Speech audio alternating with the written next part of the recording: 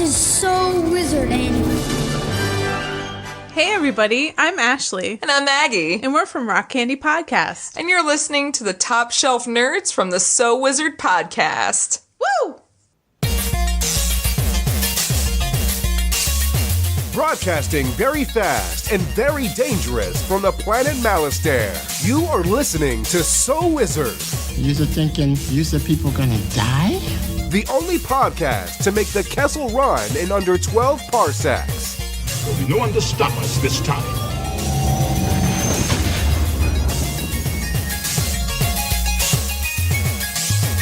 What's going on, everybody? It is time for episode number 243 of the So Wizard Podcast.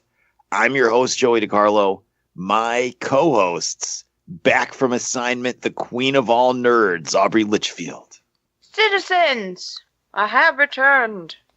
Boy, you are lucky you didn't watch that movie last week. I'm so glad I didn't. I saw that and I was like, fuck that. So glad they didn't make me watch. I would have died.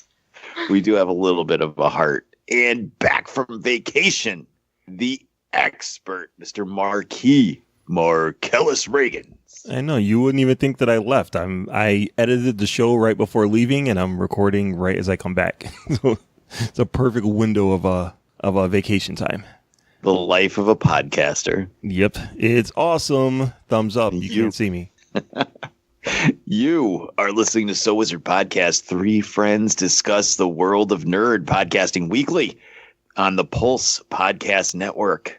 This week, we're going to talk some nerdy news, and then we're going to check out and talk about the movie The Dirt, the story of Motley Crue on Netflix. Before we get into that, how is everyone doing? Mark Ellis Regan's vacation.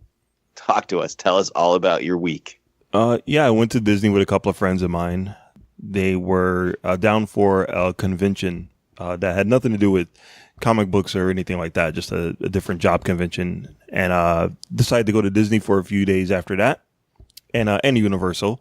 So they invited me along. I went along to hang out at Disney, see a lot of Star Wars stuff. I was obsessed with this. There's something called a Dole Whip at Disney. Yeah. It's like a pineapple soft serve, and it's massive. Like everywhere you go, that's one of like the iconic dessert things that they have there. So I was obsessed with trying to find get my hands on one. That was my main goal of the trip. And I thought it was going to be impossible because it's not located in every park. There's only a few parks where it's located, and there's only a few that actually have like the actual Dole Whip, like a mixture, or it's like a swirl, like a vanilla Dole Whip swirl. But I found one on my first 5 minutes. It's pineapple, vanilla ice cream swirled together, and it was delicious. So I accomplished my goal within hours of being in Disney. So I felt pretty good about that. But yeah, I got on the Star Tours ride. I got on 3 times, and it was amazing. We were hoping that it was going to be different with each time, and there was subtle differences, but it's pretty much the same ride each time. And it was a lot of fun. Each time it was a lot of fun for me. I saw the Disney Star Wars fireworks show that they do at the end of the night, where they project footage onto the Mann's Chinese Theater building and have the fireworks and lasers line up to that. It was pretty cool. The March of the First Order was cool. I did the Avatar ride which is a lot like the Star Wars ride. It's like a virtual reality. You put on glasses and you sit on a bike, and they quote unquote connect you to an avatar on Pandora where you get to soar. And it was really cool. It was a 3-hour wait. It was time for 3 hours. It was actually about 2 hours, and the ride was pretty amazing. It was a lot of fun. I will admit they did a really good job with it.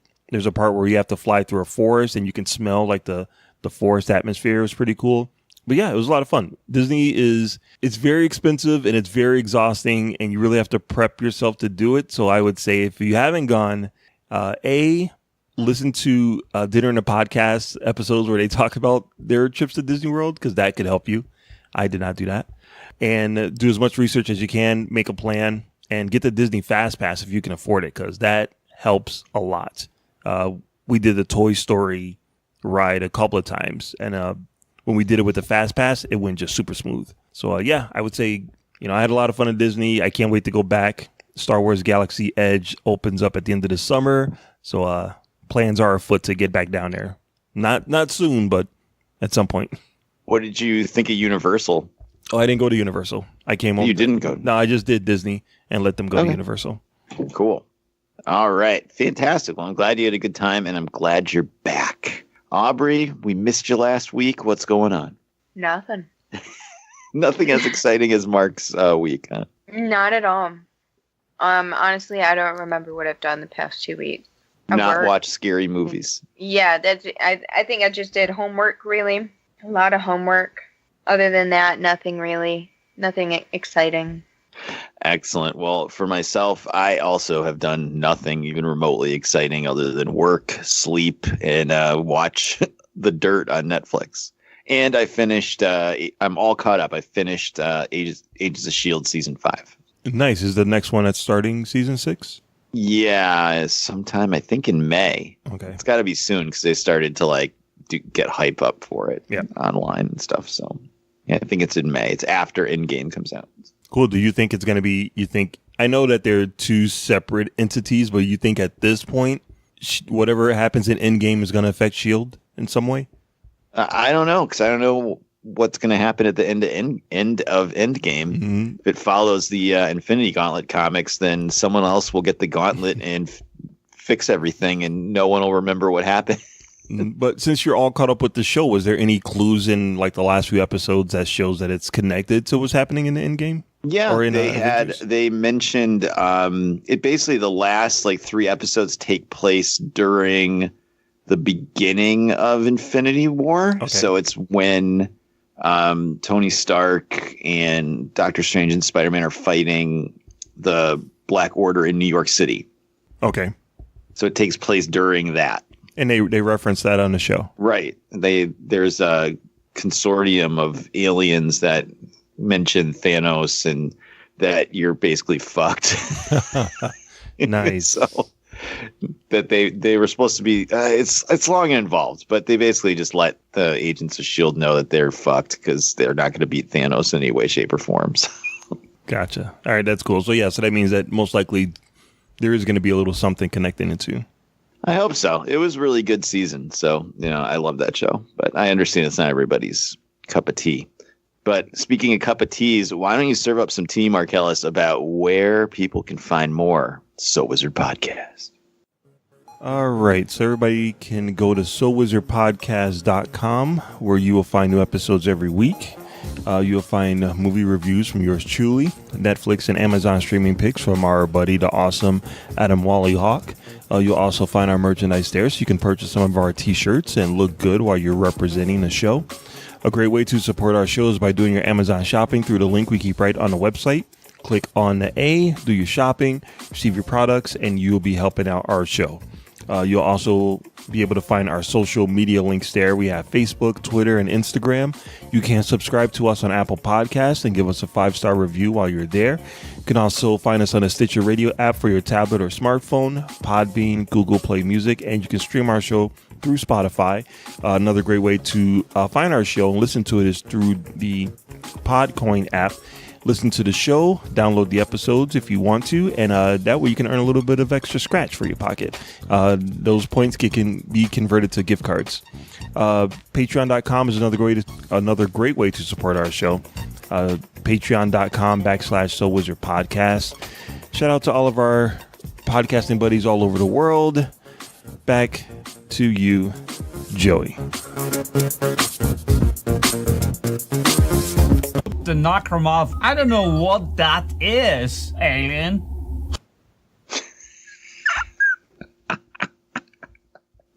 Love it. All right, drop the drop. Let's get into the news. Let's see what's going on in the world of nerd. Yo, pump it up. It's time for the news. Yo, we getting ready to bring you the news, boy. All right, folks. I'm going to do the news because Marcellus is tired, so I'll try my best. Just got off the flight like a few hours ago. He's jet-lagged from the same time zone, but I understand. Disney World is exhausting. So All right, let's get started. We got our first look unofficially at Star Wars Episode 9 with a leaked merchandising poster for Episode 9 that dropped blurrily online a couple days ago. We got a look at Rey, Finn, Poe, C-3PO with a bowcaster, the Knights of Ren, some red stormtroopers, what appears to be the alien from Explorers, and some spaceships. Did you guys have a chance to check out this leaked poster? Yes. All right, what did you think, Aubrey? It's cool. I mean, it looks like a typical Star Wars poster, so, and I don't feel like it gives too much away, so it just kind of, it's, I don't know, it is what it is. How about you, Mark Ellis? Yeah, there's always some point of questioning whenever these things leak if they're real or not. This looks 100% real to me. I remember when that Han Solo artwork leaked well before the movie, and a lot of people thought it was fake. And it turned out to be true. So I totally believe that this is real. The red stormtroopers, I think, is pretty amazing. Shout out to Hip Hop Trooper, who's been rocking a red stormtrooper outfit for years. It looks like he's going to get some copycats at this point. But yeah, the poster looks cool. I think it's well designed. And, you got the main characters and you got Rey up top. So yeah, I'm looking forward to it. To the actual, legit poster. Yeah, it's been confirmed pretty much at this point that it's real. What did you guys think of Kylo Ren having his helmet back? I think it's awesome. One of the things that I realized going through Disney and looking at all of the Star Wars stuff is that they're putting a lot of faith into these characters to carry this franchise forward. You know what I mean? Like Kylo Ren has a big presence there. And, Rey and BB-8, they really want these characters to be like the next generation's Star Wars fans. So I can see, as much as I love The Last Jedi, I can see where Rian Johnson's individual taste might go against what Disney is trying to lay down. You know what I mean? So, yeah, with all of the Kylo Ren merchandise and him being such a big character to the new version of Star Wars, I'm glad they put his helmet back because they're going to need that. They're going to need to sell all of those plushies and all of that other stuff. Aubrey, how do you feel about C-3PO being all armed and ready to go? It's a little confusing. He kind of looks like Chewie. It's he has the belt. Yeah, the bandolier. Yeah. So it's a little confusing why he's mimicking Chewie, but I am excited to see how that comes about.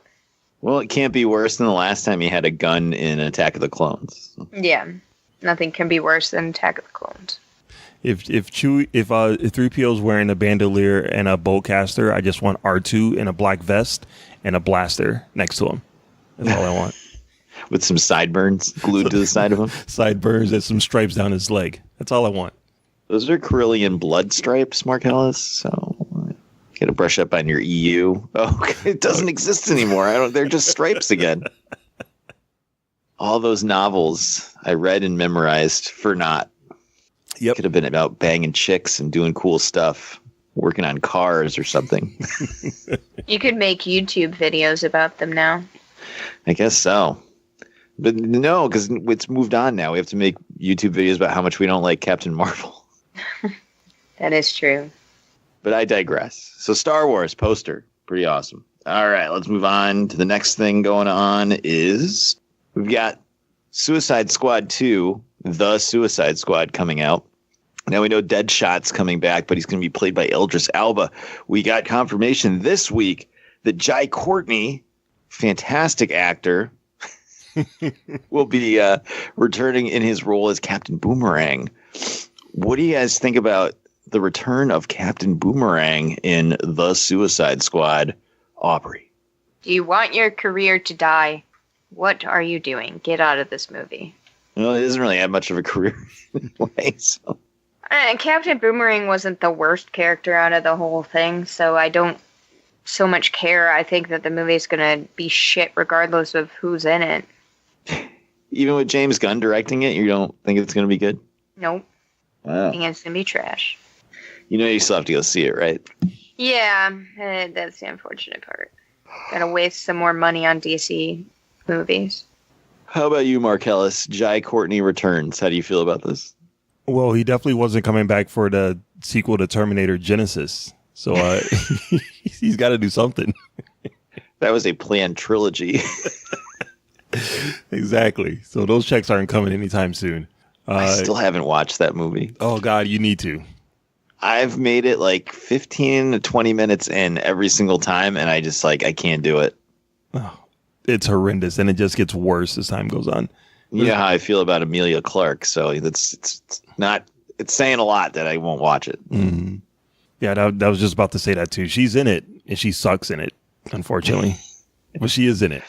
Maybe she didn't really have a brain aneurysm. She was just filming Terminator Genesis.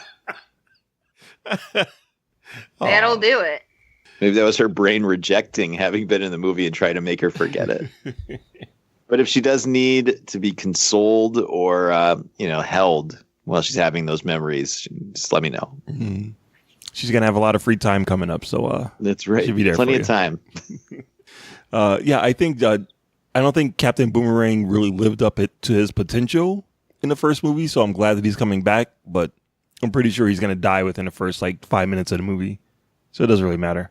That's exactly how I felt about it. Mm-hmm. I was like, oh, I actually didn't mind him in the first movie. I liked that they had a classic Suicide Squad character in the movie, and I didn't think he did a bad job or anything. He was fine. And now that the more I thought about it as we were prepping for the show, quote unquote, prepping for the show, I'm like, fuck, he's just going to get killed within the first 30 seconds, isn't he? Yep. He's going to be the new guy that rides on ropes or whatever the guy was that died in 30 seconds. Right. The Indian dude or the Native American dude. Yep. So Jai Courtney, he's back, but for how long? Well, he's also not going back to Divergent either, Mark. That's another trilogy that's not going to be completed.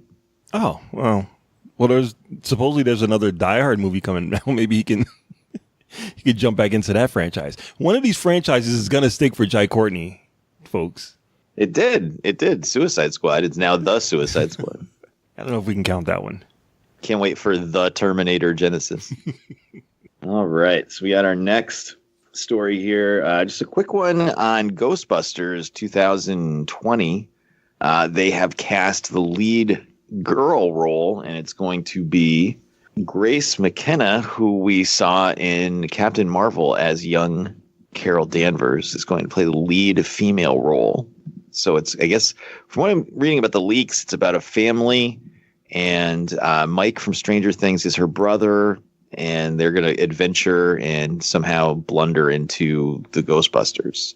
How do you feel about this turn with younger actors in this movie, Mark? She didn't really display any kind of, talent. Not to say she doesn't have any, but I didn't see anything in Captain Marvel that made me go, ooh, this girl should be the lead of the new Ghostbusters movie. But yeah, she, from the little bit that she was in Captain Marvel was cool. I have complete faith in Jason Reitman doing this movie. So whatever he wants to do, I'm totally down for it. His movies are really good. So I have complete faith in what he's doing. All right. What about you, Aubrey? Are you ready for a Ghostbusters movie with little kids in it? I think it's going to be weird and possibly stupid. I was trying to figure out how I knew her name, and I believe she was actually the younger Emma Swan in Once Upon. Yes, she's young Emma in Once Upon a Time, and she's good in that. And she seems like a good actress for the most part. I don't know if I've seen enough of her to really care too much, but she's in Fuller House too. Oh, and she's young Sabrina. Okay. I knew I recognized her. Anyway, I don't know how I feel about the new Ghostbusters anyway, so. All right. I don't know how I feel about little kids this movie, but what could it possibly be worse than the last Ghostbusters movie? I don't think it's possible, so. Stranger Things proved that kids in Ghostbuster costumes look cool. So there you go. Of course, they're all going to argue over who gets to be Bill Murray. So as should every child. That's right. That's neither here nor there. So, all right, moving on. All right, so we got a couple more things, and one of them is big news. This is big news. Angelina Jolie in talks to star in Marvel Studios presents The Eternals. We don't know what role she's going to play, but she is in talks to be the lead actress in this movie. What do you think about that, Aubrey? She's an okay actress, so I'm not mad. It's a little weird, I guess. I really liked her in Maleficent. I don't know. It'll be interesting, I guess. I'm not gonna pass judgment. Seems like she might be too old, right? I mean, she could be. I think she's pretty good at portraying a young person, though. She's almost ageless. Not in looks, but by personality. Right. I don't know. Maybe it's because she's been around forever. I think of her as being like way older than she really is. Yeah, I mean, I could see that. She's only 2 years older than Chadwick Boseman. So, Mark Ellis, tell us, Mark Ellis, what do you think about Angelina Jolie and the Eternals? I love Angelina Jolie. Hire her for everything. Hire her for Captain Marvel. Son of whatever. They already have a Captain Marvel. No, the real Captain Marvel. Shazam? I was kidding. Yeah, I love Angelina Jolie. I think she's awesome. She was in Wanted. She's in Gia. I mean, she's fantastic. Who wouldn't want her in a Marvel movie? And plus, she has Maleficent 2 coming out this year. So her and Disney are already tight. So putting her in a Marvel movie, she can get some of that Marvel money. I mean, how old is Robert Redford? He was in Captain America. That dude, he's old as hell. Yeah, but he wasn't like flipping around and like fighting and doing stuff. He was just kind of standing there. You're going to tell Angelina Jolie, hashtag my Tomb Raider, that she can't jump around and kick ass? Well, I mean, she could, but, Robert Redford wasn't. He probably could. Well, he's probably close to Samuel Jackson's age, and Samuel Jackson was kicking ass in the last movie. That's right, except for when he had to run. Well, I got to tell you, I'm a little disappointed because they're talking about her playing Cersei. From Game of Thrones? No, the lead character from Eternals, who was also a member of the Avengers and dated the Black Knight in the classic 90s leather jacket era of the Avengers. But they were also talking about Sofia Boutella playing that role, and I'd much, much rather have her in the movie. That was the person that played La Momia, Aubrey. Oh, La Momia. Not Tom Cruise. But the actual Momia. That's right. And not La, just Momia. Miss Momia, if you're nasty.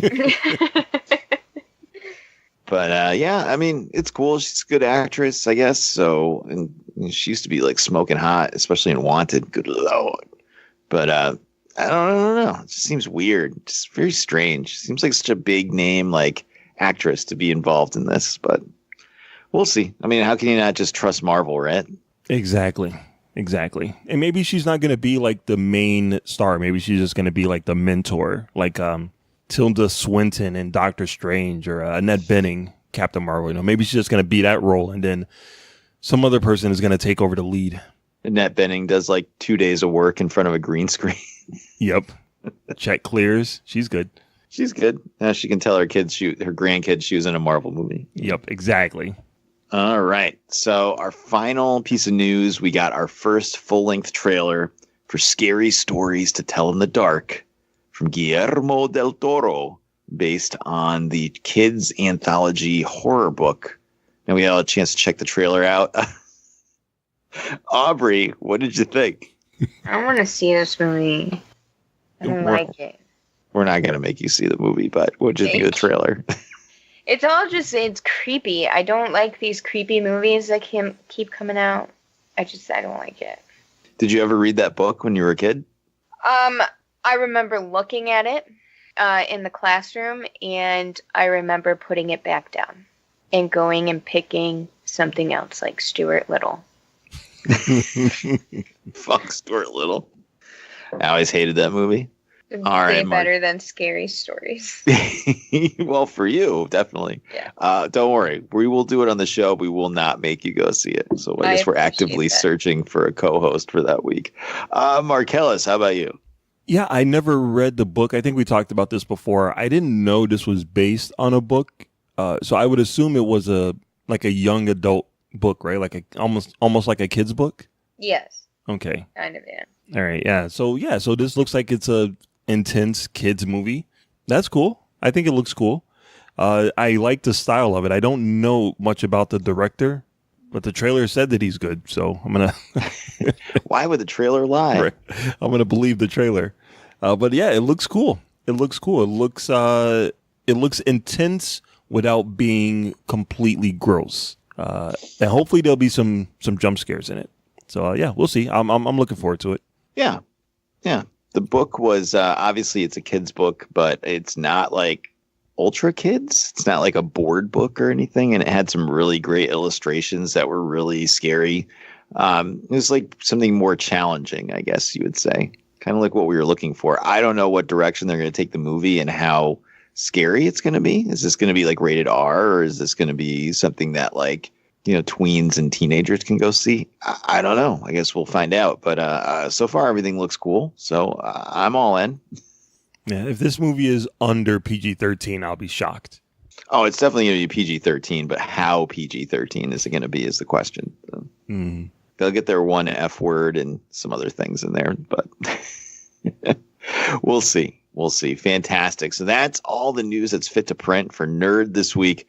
Now we'll be back after these messages with a review of The Dirt, straight from Netflix.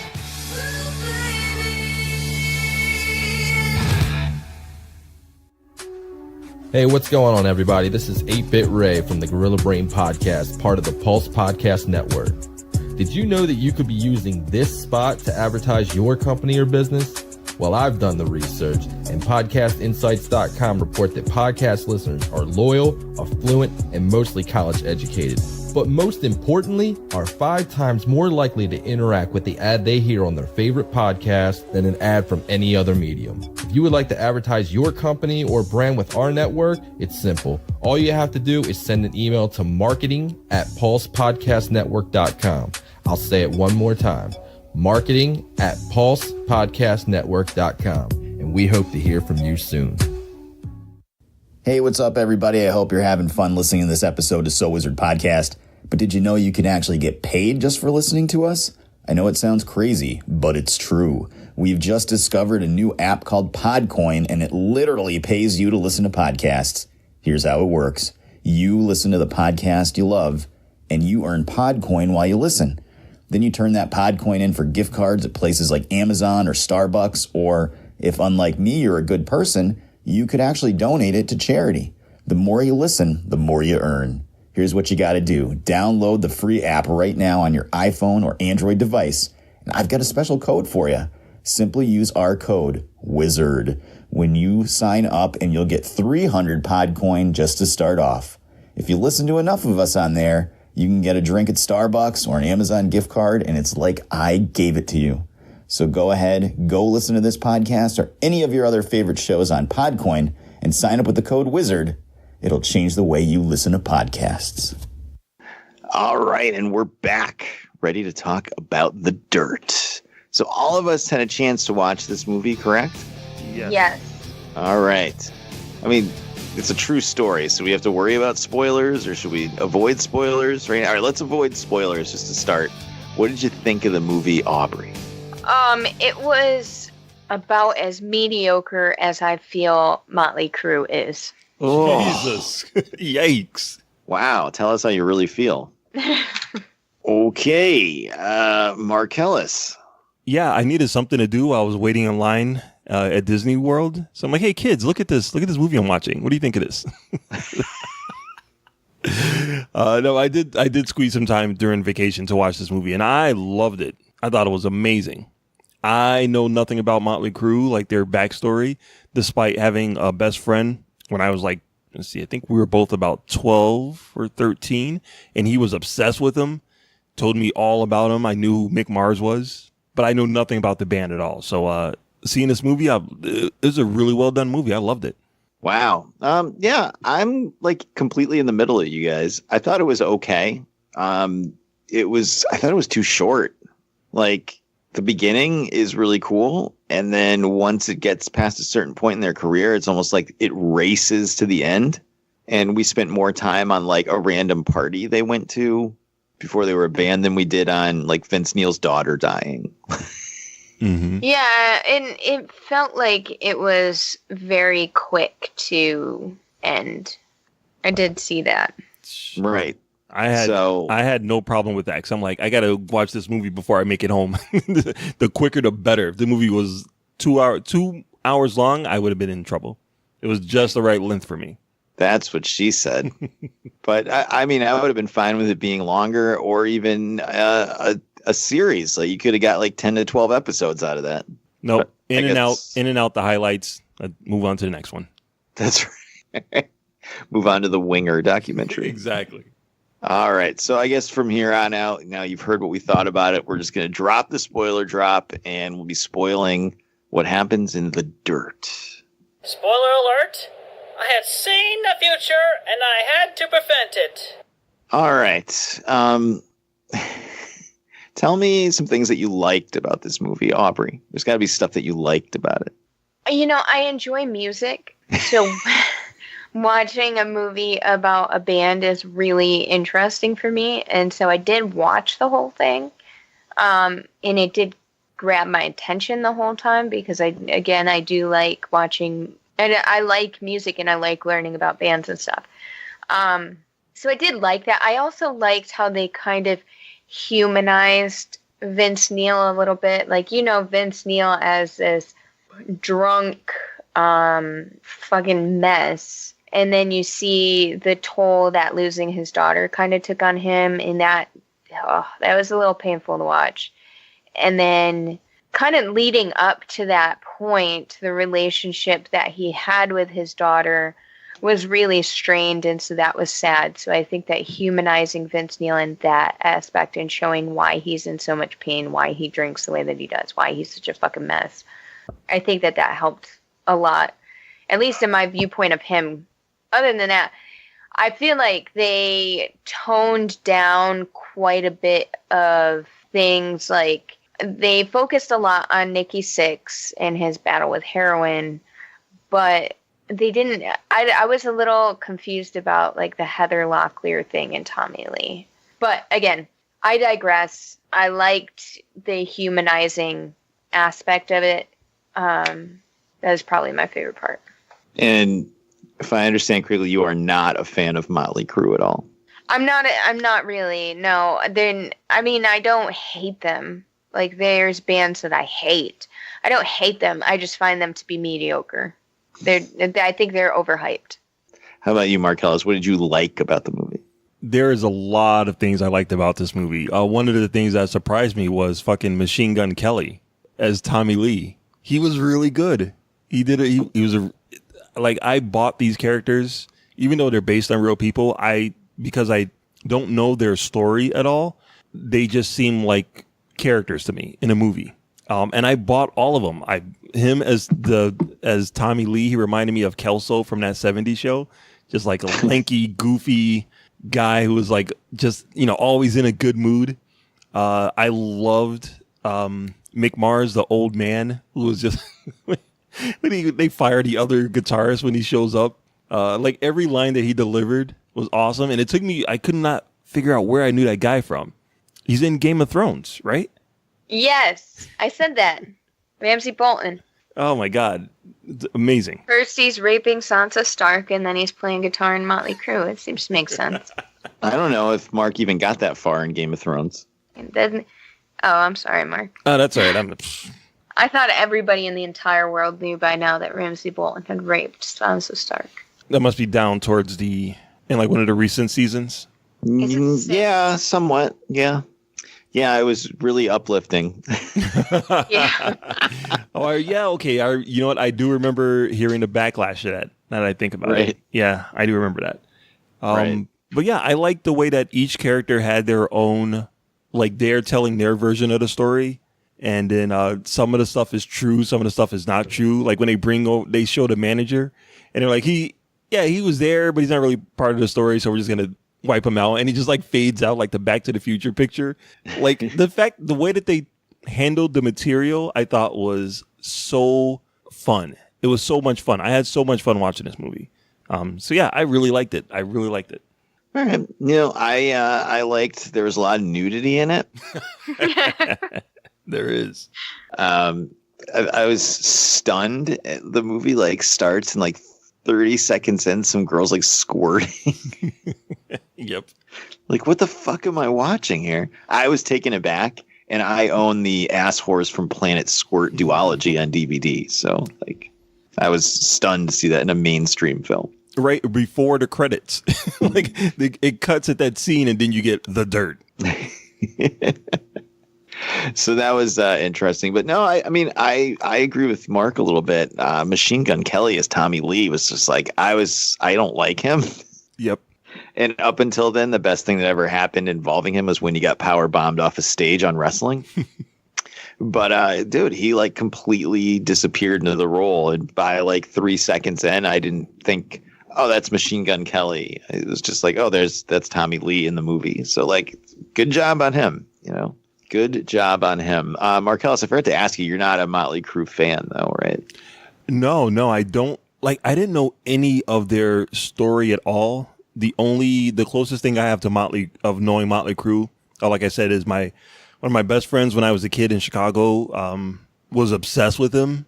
So told me all about him. It was kind of like me talking about K-pop to someone now, just like blah, blah, blah, blah, blah. And I have a copy of Wild Side on 45 Records. And that's it. That's my connection to Motley Crue.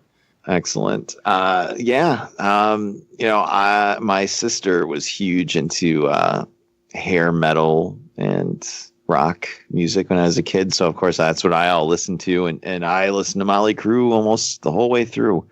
I think we started listening to them with Shout at the Devil. Then we went back and bought Live Wire. And then we got every single album that came out after that. So I always liked them just because they were a little more manlier than a lot of the other bands. Not that they were like super, because they were still like in that scene with like, bands like Poison and Winger and Warrant and stuff. But they always had a little bit of a more like dangerous edge to them. So, as a boy, when your sister and all her friends are into these bands because of how hot the guys are in them, they actually were a band that was kind of like, look out, parents, here comes Motley Crue. Mm-hmm.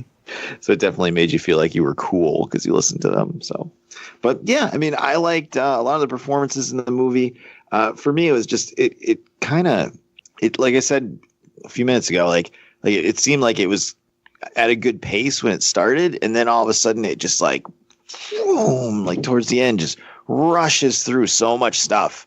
Like, why are we spending so much time on a random party in the beginning, but we don't really explain anything about Tommy Lee's marriage?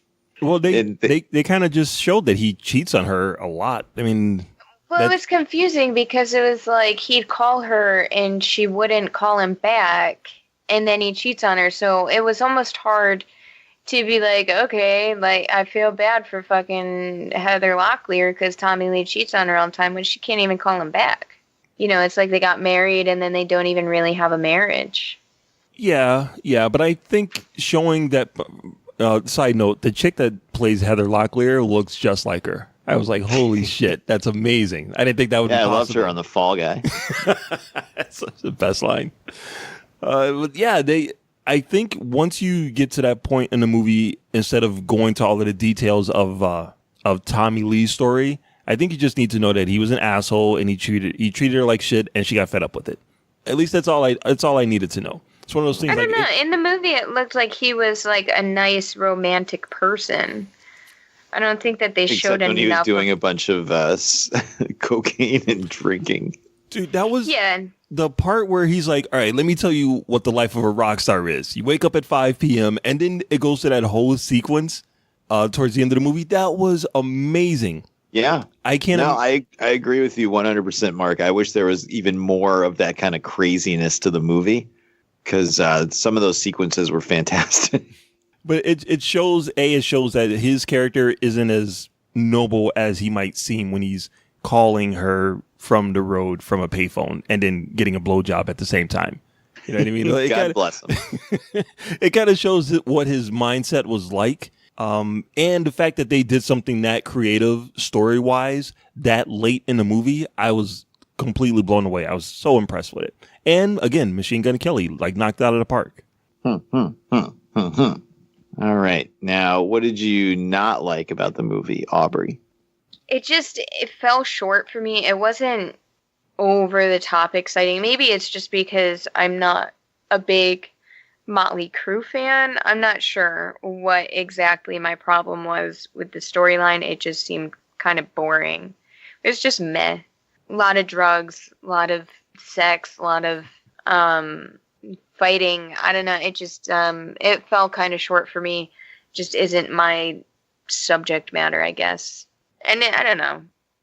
I'd never, like, I like Motley Crue. I like their hits, like their big hits. But other than that, I'm not like a crazy Motley Crue fan. So I guess it just kind of fell short in that sense where I don't really care how Motley Crue got to where they're at because to me, they're boring. All right. What about you, Markel? Something you didn't like about the movie? You know, thinking about it, there does feel like I can kind of see what you're saying about it. Feels like it gets to a certain point when they kind of rush towards the end of the movie. Because I do feel like there should have been more about like how Tommy Lee got to the point of building a rotating drum set that hovers above the crowd. Like, I knew that happened. I remember seeing the video for that years ago. But yeah, like, it seems like they were a band that were doing okay to a band that could afford to have that. And it seems like there should have been a little bit more about their rise to that level of popularity. But other than that, I loved everything else about this movie. This is one of my favorite movies of the year. Wow. I'm shocked at how much you love this movie. I know. It's because I don't know the story at all. I know Motley Crue as a band. And if you're going to tell a movie about a band that's like famous for sex, drugs, and rock and roll, then you should have that in the movie. And they don't shy away from that at all in this movie. Like, I can't think of any other band biopic that kind of goes this cartoony and straightforward. You know what I mean? At the same time. And I know that there are a lot of people that are upset that there's certain things that were cut out of their life story. I don't know their life story. I'm just taking this movie at face value. And as a movie, it fucking worked for me. I didn't have a problem with stuff being cut out of it. It's just, I don't know, it just seemed the things they focused on were weird to me. It's like I said before, like, we didn't really spend a lot of time with Vince Neil's daughter dying. They barely touched on their breakup. Like, that was a thing. That was a long thing. Like, they had a new singer. I think they released 2 albums with a new singer. And Who's Vince Neil. actually the guy that does like those 10-second or those 10 different style songs. Like, he sings he sings like popular songs in like 20 different styles. Yeah. He's a big, huge YouTube guy. Yeah, I saw his Motley Crue video and I realized that was him. That was really funny. But yeah, they had a new singer, and then Vince Neil had a song on the Encino Man soundtrack. We didn't even get to see any of that. So no, you're invited, but your friend can't come from the Encino Man soundtrack. Made me very sad. Very sad. Hey, we didn't get a Flash Gordon soundtrack in the Queen movie either, so. That's true. They skipped around. But yeah, I mean, like I said, that's me, like, really the only thing that I actively disliked about the movie was just how it hit that certain point halfway through and just was like breakneck speed. Like, we went from, you know, this struggling band that's partying and stuff to they skipped right over girls. They went from Theater of Pain to, like, next thing you know, like, the movie's over. Like, what? So that was that. I did like a lot of how they talked to the camera. Yeah. And how they talked to the viewers. I liked that a lot. Aubrey, what did you think of Ozzy Osbourne being in it? I know you are one of the biggest Ozzy fans I know on the earth. So, you know, I actually was really excited, and I did want to mention that guy did an amazing job as Ozzy. He looks fucking phenomenal. I love it. It was probably my favorite part of the movie, honestly. And all of that is a true story that happened at that pool. Yeah, and Ozzy doesn't even remember it, which is even funnier. See, that's the thing. I'm like watching this movie, and in any other movie, that would be like Fairley Brothers humor. You know what I mean? Just like over the top, stupid Jim Carrey humor. But watching this movie, I'm like, there's no doubt in my mind that this actually really happened. Without reading the book, without hearing any of the stories, just the fact that they put that in the movie that way, I'm like, this has got to be true. So thank you very much for confirming that for me, Joey. It does make me laugh because it's like Ozzy is like, oh, I don't remember this ever happening, but I'm sure it did. It's fucked up stuff. And other people would be like, oh my God, that never happened. I'm suing you. It's like Ozzy's like, no, I was fucked up. It probably did happen. I love it. This movie goes so hardcore into just the ridiculousness of being a rock band. I love it. Fucking love it. Anything else we need to touch on, Mark? Did I miss anything? One thing that I didn't know, a lot of these stories I didn't know. I didn't know Vince Neil went to jail for getting into that car accident with that guy. Like when that guy showed up, Hanoi Rocks, yeah. When that guy showed up in a British accent, he's like, "Oh, I love Motley Crue," and I'm like, "Oh, this guy seems like a cool dude," but for some reason, I don't remember any stories about this band in Motley Crue. Like usually, if they'll bring someone in, it'd be like, "Oh, and this guy went on to be the guitarist of some other band, like Guns N' Roses or whatever." I thought he was Slash at first. It's like, dude, look at this. Look at Slash in a fucking top hat. It's per usual. And then it wasn't even him. Right? So I'm like, yeah, who is this guy? Who is this British guy that's like all up in Motley Crue that I've never heard of? And then when they showed a car accident, I'm like, oh, fuck. That's messed up. I had no idea that had happened. I know you said something about that before, Joey, and I didn't quite catch it. Yeah. And then when I saw the accident, and the accident looked badass too. It looked like realistic. Yeah, that part just gutted me, dude. So the fact that this movie has so many different little chapters and can still clock in under 2 hours, fucking hell yeah. I love this movie. Well, that's kind of why you didn't really ever hear that band, because as they were taking off, that happened, and that was that.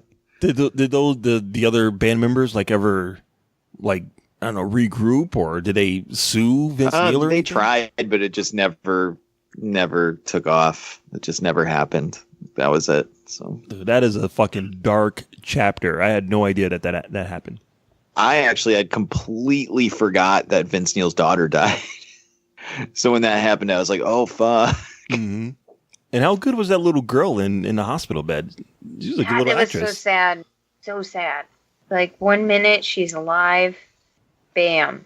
Yeah, so I don't know that much about Vince Neil, but it was the character, the quote-unquote character in the movie, he had a really tough time. I mean, he was party hard in the beginning, found a nice woman, got married, had a kid. I was kind of proud of him. So, yeah, it kind of sucks that he had that shitty thing happen to him. And his buddies weren't around to, help him out. I'm totally looking at this. Getting fucked up. I'm totally looking at this movie as it's not based on real people. It is. It's funny that the name of the cover band he was in when they recruited him to be Motley Crue was... Oh, it was Rock Candy. Shout out to Rock Candy. That's right. I jumped out of my seat and yes! Look, yeah. And Tommy Lee's wife is in it. His new wife, Brittany Furlan, who used to be a big Vine star. She's some sort of biker chick. I tried going back to find her, but I couldn't. But I did read that she's in it. I'm sure she's really unattractive. If Tommy Lee's past indiscretions mean anything, then she's probably hideous. She is 24 years younger than him and likes to keep her boobs out. Okay. Well, it's about his style. I'm not going to make any jokes about it. I'm just going to say good for him. Good for him. Awesome. So let's go around, and I wanted to ask some questions. So this is the question I posed out for our Patreons in the feedback segment this week. What is your favorite Motley Crue song? So I'll ask you guys first. Aubrey. I did really like Girls, Girls, Girls growing up. Yes. That song reminds me of going to a strip club bad. If you play that song on my headphones, and then I walk into Victoria's Secret's Bath and Body section, I almost could just like not have to go to a strip club. It's like getting it for free. Yeah. I really, really liked that song growing up. I think it's just the beat of it I really enjoyed. Other than that, probably Shout at the Devil and Dr. Feelgood are my favorite Motley Crue songs. All right. How about you, Marcellus? As I was watching this movie and they're doing all of the different songs, I'm like, Jesus, I can't believe my friends actually grew up listening to this and thinking it was good. Some of it was just like, I don't understand. I don't understand the appeal of this at all. But it was a different time. Obviously. At some point, something about those guitar riffs in Wild Side got to me. So I'm going to say Wild Side because that's the only song that I made a connection to with Motley Crue. Everything else, I'll throw that out the window. I'll keep Wild Side just for that opening guitar riff. Okay. All right.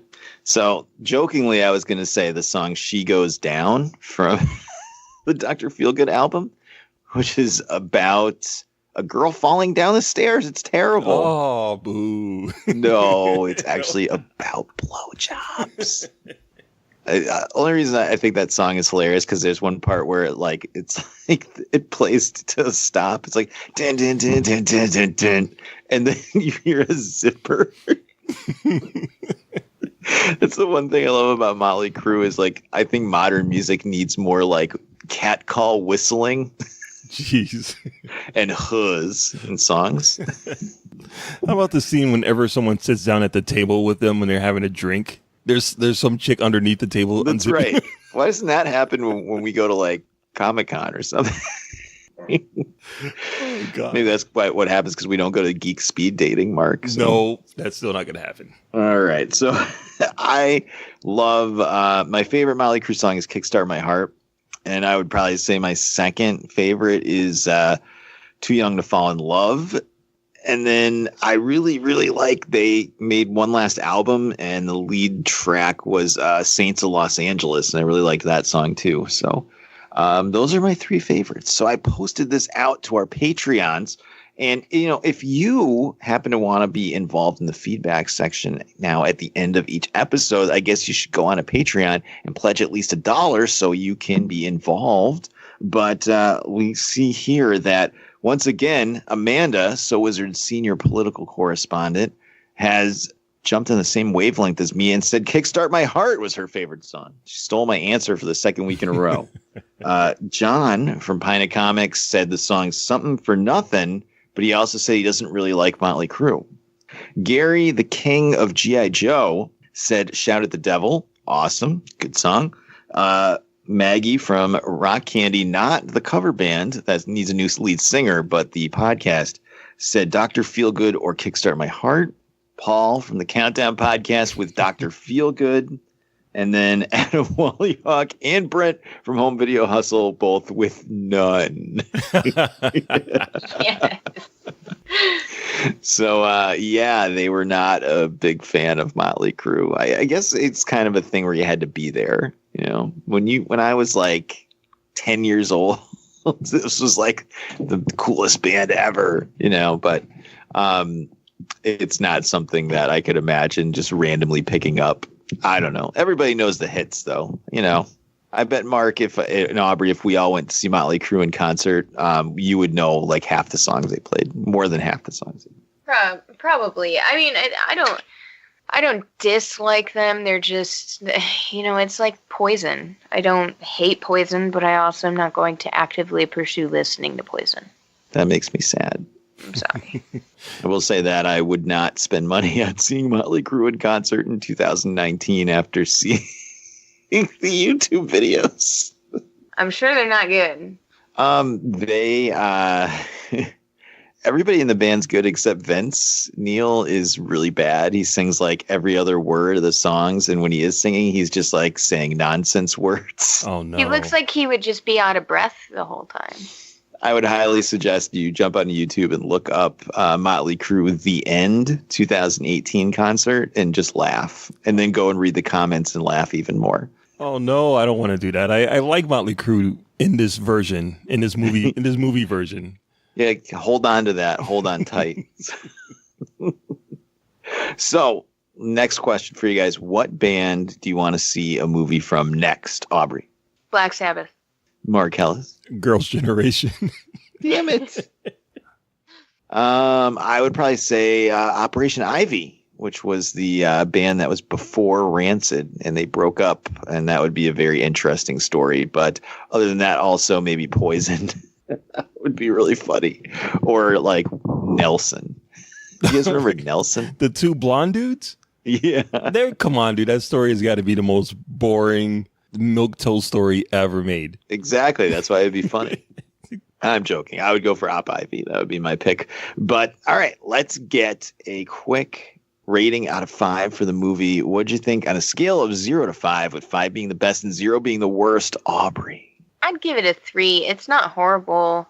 It's not great. It's just kind of there. I probably won't ever watch it again. How about you, Mark Ellis? I'm going to give it a 4. I'm going to give it a 4 just because the third act doesn't, it has some good moments, but it's not like a really fulfilling third act. But I really want to give it a 4.5, but I'm going to give it a 4. Yeah, I'm going to give it a 4. All right. I'm going to give it a 3.5. And honestly, I really feel like it's more of a 3, but I really do like this. There was certainly a nostalgic pull to the music. And as each song would play, I knew the words to every single song. Mm-hmm. I was like, Vince, put that lyric sheet down. You don't need that. I know the words. It really took me back to being a little kid and my sister listening to all these bands and stuff. So I gave it extra points for that. So I went with a 3.5 out of 5. I definitely would probably be grading it a lot harsher if I actually had to make an effort to leave the house and go see it or pay money to see it. So being on Netflix certainly helped, but I suggest check it out. That's pretty cool. So let's wrap it up with some recommendations for the listeners this week. Aubrey, what do you got? You were away for a week. You've certainly got something to suggest. Putting you on the spot. I recommend not going to see Dumbo. Noah went and saw it today with my brother and my mother, and he came home crying. So people, do not bring your children to go see Dumbo. It's not a kid-friendly movie. Yikes. I guess he was scared and he was upset. Not even Ava Green could help? No, my brother said that it was like a really, really fucked up version of Dumbo, and he kept getting taken away from his mother, and there was a lot of scary scenes in it when the father came back with like missing an arm. So he said it's just not kid friendly. Do not bring your kids.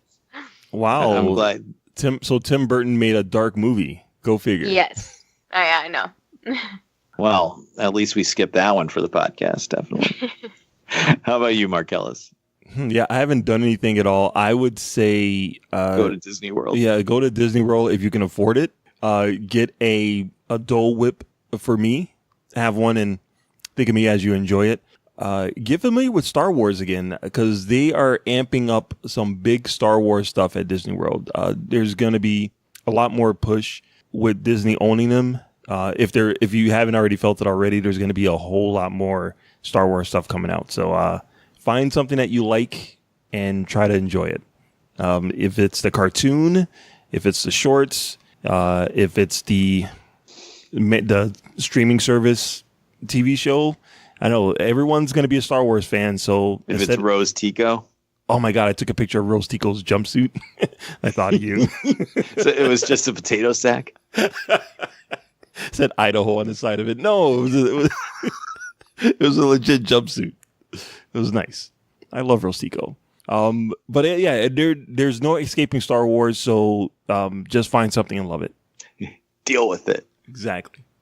All right. Well, I will suggest that you go to SoWizardPodcast.com, where you can find the podcast every week. Links to all our social media accounts on the right-hand side of the page, movie reviews, streaming picks, and so much more. SoWizardPodcast.com. Don't forget to subscribe to us on iTunes, Spotify, just about any podcatching app under the sun will be there, including the new Podcoin app. So check that out if you're looking for a new podcatcher. We have our Patreon, patreon.com/SoWizardPodcast. You can monetarily support the show. And get extra episodes that are exclusive to Patreon, including our review of Hellboy next month, only for our Patreons, as well as being involved in our feedback section every week on the show once you are a Patreon. Also have our YouTube channel. Go on to YouTube and search So Wizard Podcast. The podcast is there every week if that's how you want to listen to it. And videos from Adam reviewing movies and more. Don't forget Empire State Comic Con coming up in a few weeks. Albany, New York. If you're in the area, check it out. Me and Marcellus will be there. I think Rock Candy's going to be there. We're going to be hanging out with them and maybe some other podcasting friends. I know the Angry Geeks will be there at least. So I don't want to say anybody else because I'm not sure who's going. I don't want to put anyone on the spot.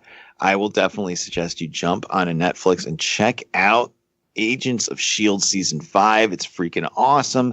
And head out to the movies and check out Shazam this weekend, because guess what, kids? That's what we're going to be talking about next week on the So Wizard Podcast.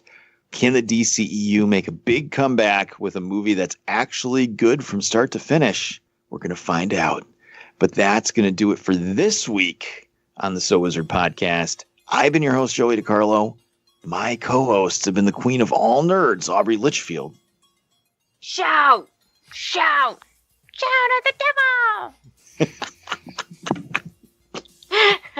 Was not expecting that. And the expert, wait, you ruined my radio voice. Hold on. And the expert, Mr. Marquis Marcellus Reagans. Yeah, I was shouting at the devil all weekend. He said, Mark, shut the fuck up. Wakanda forever. Everyone's shouting it. Stop your shouting, you crazy kids. This has been episode number 243 in a row of the So Wizard Podcast. We'll see you next week. Good journey.